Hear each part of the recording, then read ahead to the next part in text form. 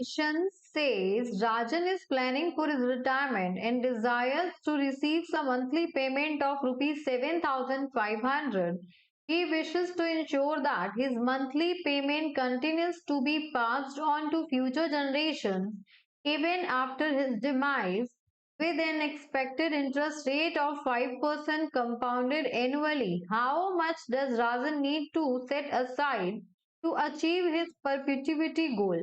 Now four options are given, we have to choose the correct one. तो राजन ये चाहता है कि वो उसके रिटायरमेंट प्लान कर रहा है कि आफ्टर रिटायरमेंट उसको 7,500 रुपए मंथली रिसीव हो, और वो ये चाहता है कि 7,500 वो मर भी जाए तब भी फ्यूचर जनरेशन होंगे उनको ये मिल जाए 5% कंपाउंडेड एनुअली। तो यहाँ पे हमें अमाउंट फाइंड आउट करना है। तो यहाँ पे देखिए कैपिटल ए की वैल्यू गिवन है, annuity amount that is rupees 7,500। Then rate of interest, so rate of interest जिसको हम स्मॉल आई से रिप्रेजेंट करते हैं दैट इज इक्वल्स टू 5%। अब इस 5% को डेसिमल में लें तो 5/100 दैट विल बी 0.05।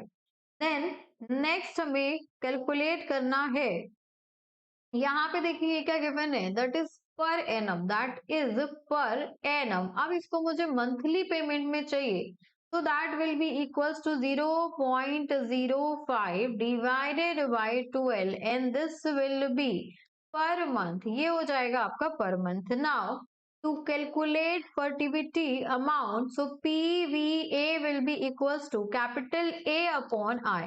अब कैपिटल ए की वैल्यू भी गिवन है, हमें आई की वैल्यू भी गिवन है, तो यहां से आ जाएगा आपके पास PVA will be equals to capital A is 7,500 divided by 0.05 divided by 12, so this will be equals to 7,500 multiplied by 12 divided by 0.05।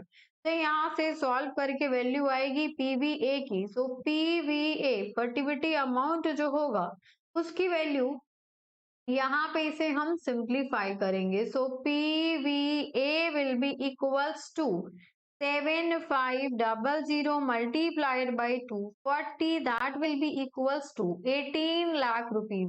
तो 18 लाख रुपीज को साइड रखना पड़ेगा कि उसे मंथली 7,500 मिले।